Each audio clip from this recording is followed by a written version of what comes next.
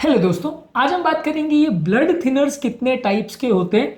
ज़्यादातर लोग को ऐसा लगता है कि खून पतला करने की दवा मतलब एक ही कैटेगरी हो गई, हर चीज़ खून पतला कर रही है, इसमें फ़र्क नहीं करना जानते। तो आज हम इस फ़र्क के बारे में डिस्कस करेंगे ताकि एक अंडरस्टैंडिंग डेवलप हो पाए और आपको समझ में आ पाए कि आपको जो खून पतला करने की दवा चल रही है वो कौन से टाइप की है और उसके बेसिस पे आप उसमें मैनेजमेंट स्ट्रैटेजीज या खाने पीने में क्या वेरिएशन करना है उसको समझ पाएंगे।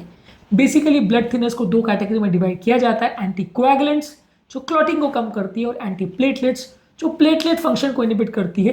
ये दोनों ही दवाइयाँ अलग अलग इंडिकेशंस में यूज होती हैं। आज कौन कौन सी इसमें कॉमन टाइप है उस पर बात करेंगे और किस किस कारणों में इसका प्रयोग होता है ताकि बेसिक अंडरस्टैंडिंग डेवलप हो पाए। टॉपिक पर जाने से पहले जो लोग हमारे चैनल पर नए हैं उन्हें रिक्वेस्ट करूँगा कि चैनल को सब्सक्राइब करें, वीडियोस को लाइक करें, शेयर करें, फॉलो करें, कमेंट करें, पूरा देखें। टॉपिक इंपॉर्टेंट है इसलिए इसे अंत तक देखिएगा। हर उस व्यक्ति के लिए जो ब्लड थिनर्स पर है उसके लिए इसके फ़र्क को समझना और उसकी इम्प्लीकेशन को समझना ज़रूरी है। चलिए शुरू करते हैं इंपॉर्टेंट वीडियो। सबसे पहले एंटीकोएगुलेंट्स का मतलब है कि ब्लड की क्लॉटिंग टेंडेंसी को कम करता है। इसमें वॉरफरिन या कोयोमिडिन ये कॉमनली दवा होती है। ये विटामिन के डिपेंडेंट क्लॉटिंग फैक्टर्स यानी जो फैक्टर्स 2, 7, 9, 10 है उसको अफेक्ट करता है। ज़्यादातर atrial fibrillation, deep Venus thrombosis, valve वाले पेशेंट्स, अगर किसी को कार्डियोएम्बोलिक स्ट्रोक हुआ है, पल्मोनरी एम्बोलिज्म हुआ है या मैकेनिकल हार्ट वाल्व है, वैसे पेशेंट में इसका प्रयोग होता है। ये क्लॉट को कम करता है। इसकी मॉनिटरिंग करने के लिए हम पीटी विथ आईएनआर टेस्ट ये ज़्यादातर करते हैं। ये दवा जो है ज़्यादातर थोड़ी सस्ती दवा है, ओल्ड जनरेशन की दवा, इंट्रैक्शंस काफ़ी होते हैं, पर ये ज़्यादातर वाल्व वाले और इस तरह के पेशेंट में प्रयोग होते हैं। एंटीकोएगुलेंट्स ही ज़्यादातर इस तरह के पेशेंट्स में प्रयोग होती है। इसके अलावा डायरेक्ट एक्टिंग ओरल एंटीकोएगुलेंट जो न्यूअर एंटीकोएगुलेंट्स के नाम से आते हैं, इसमें डैबिगैट्रिन जो कि डायरेक्ट थ्रोम्बिन इनिबिटर है, ये भी atrial fibrillation, DVT, pulmonary embolism वगैरह में यूज होता है। रिवोरोक्साबैन जो है वो फैक्टर 10A इनिबिटर है, ये भी उन्हीं कारणों में प्रयोग होता है। अपिक्साबैन जो है ये भी फैक्टर 10A इनिबिटर है, यानी रिवोरोक्साबैन अपिक्साबैन दोनों एक पे एक्ट करते हैं। डैबिगैट्रिन का अलग फंक्शन है। ये भी DVT, pulmonary embolism, atrial fibrillation patient में होता है।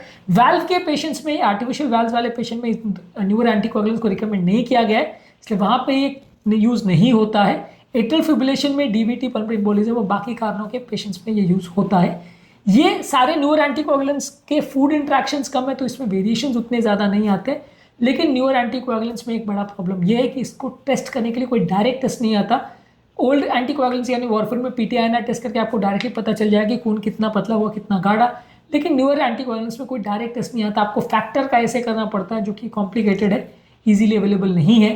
तो इसलिए ये दवाइयाँ कितना डोज में दी जानी है वो थोड़ा सा कई बार जज करना, कोई डायरेक्ट टेस्ट इसके लिए नहीं आता। इसी ग्रुप की दूसरी दवा है इडॉक्साबैन, ये भी फैक्टर 10A इनिबिटर है, कम अवेलेबल है। ये भी atrial fibrillation, DVT, pulmonary embolism में यूज होता है। हिपैरिन यूज होता है कई बार शॉर्ट ड्यूरेशन के लिए। इसमें अनफ्रैक्शनेटेड हिपैरिन जो कि इंजेक्टेबल फॉर्म में आता है, ये एंटी थ्रोम्बिन 3, थ्रोम्बिन और फैक्टर 10A पे एक्ट करता है। ये इमीडिएट एक्शन करता है, शॉर्ट एक्टिंग एंटीकोएगुलेंट है, ऑपरेटिव प्रोसीजर्स के लिए हम यूज़ करते हैं।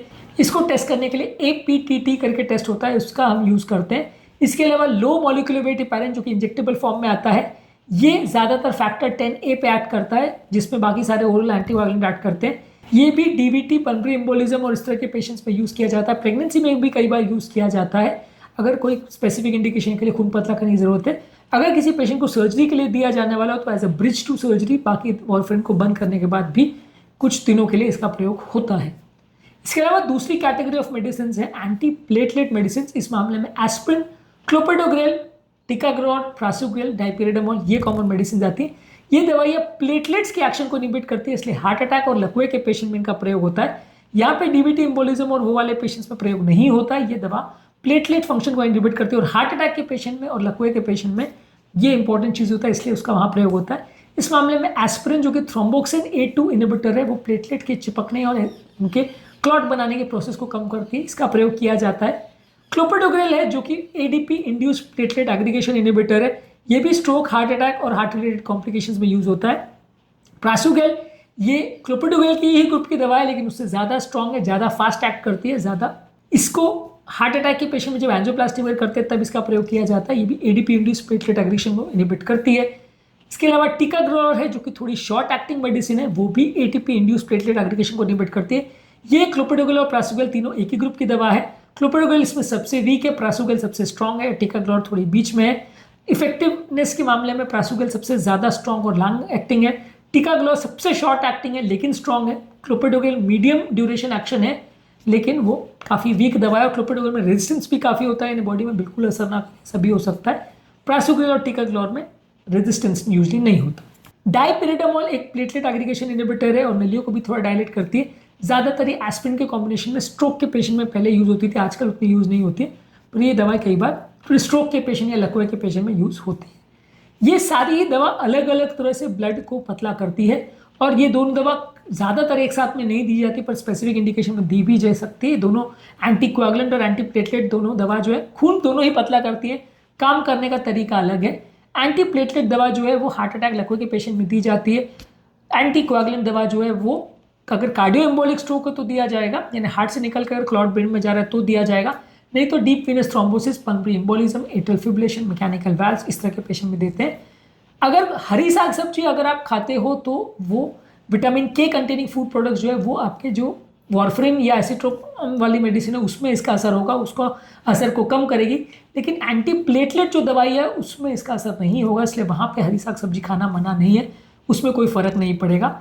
इसके अलावा सारी दवाओं के अलग अलग इंट्रैक्शंस होते हैं, अलग अलग तरीके से काम करती हैं, अलग अलग तरह के टेस्ट इनके अवेलेबल है। ये सारी दवाइयों पे ज़्यादातर हमने अलग अलग वीडियोस किए हैं, आप चाहो तो उसकी डिटेल्स देख सकते हो। ब्लड थिनर्स और नेचुरल ब्लड थिनर्स पर भी हमने अलग वीडियोस किए, उसे भी आप चेकआउट कर सकते हो। आज के बेसिक टॉपिक का पर्पस था ब्लड थिनर्स कितने टाइप्स के होते हैं ये आपको बताना, एंटीकोएगुलेंट और एंटीप्लेटलेट दवाइयों के क्या एग्जाम्पल्स होते हैं उस बारे में आपको बताना, ताकि एक बेसिक आइडिया आपको मिल जाए। उम्मीद करूँगा कि आज के टॉपिक में कुछ नया जानने को मिला होगा। जो लोग हमारे चैनल पर नए हैं उन्हें रिक्वेस्ट करूँगा कि चैनल सब्सक्राइब करें, वीडियोज़ को लाइक करें, शेयर करें, फॉलो करें, कमेंट करें, पूरा। Thank you.